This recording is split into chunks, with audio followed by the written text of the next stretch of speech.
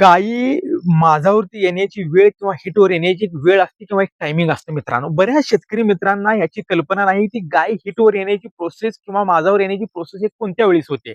मित्रांनो, ज्या बी वेळेस तुम्ही संध्याकाळच्या वेळेस तुम्ही गायींना चारा टाकून, पशुखाद्य देऊन, ज्यावेळेस मिल्किंग करून तुम्ही गायी ह्या मुक्त संचारामध्ये सोडता किंवा बंदिस्त गोठा तुमचा असेल, तर ज्या ठिकाणी नेऊन तुम्ही बांधता, अशा वेळेस संध्याकाळच्या वेळेस ज्यावेळेस गायी तुमच्या धारा किंवा मिल्किंग करून आणि चारा खाऊन बसलेल्या शांत अशा वातावरणात ज्यावेळेस गायी बसलेल्या असतात, अशा वेळेस तुम्ही संध्याकाळी एकदा गोठ्यामध्ये फेरफटका मारा मित्रांनो.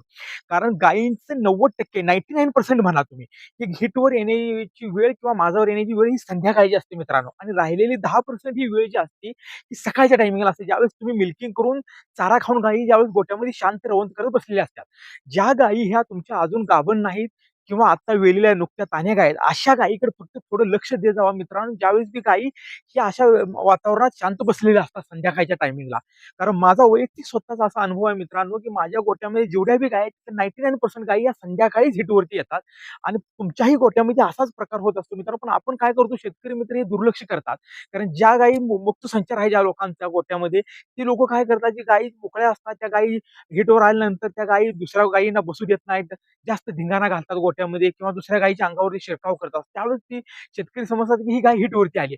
पण काही गायींचा माज हा हिटवर येण्याचा प्रकार किंवा त्यांचा हा सायलेंट प्रकार असतो माझावर येण्याचा आणि त्या फक्त बळसतात मित्रांनो. त्या गायी ह्या जास्त हावभाव किंवा जास्त धांगड-धिंगाणा घालत नाही. अशा वेळेस तुमचं काय होतं, तुमची नजर जर चूकभुलीनं जर त्या गायीकडे दुर्लक्ष झालं, तर ती गायी गाभण जायला वेळेवर जात नाहीत.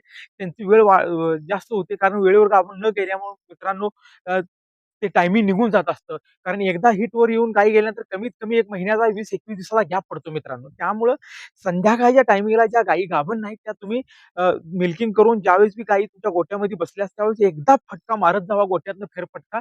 ज्या अशा बसलेल्या वेळच्या गायी असतात, त्यांच्या पाठीमागून एकदा फटका मारत जावा. तुम्हाला 100% गाय हिटवर आलेली लक्षात येईल.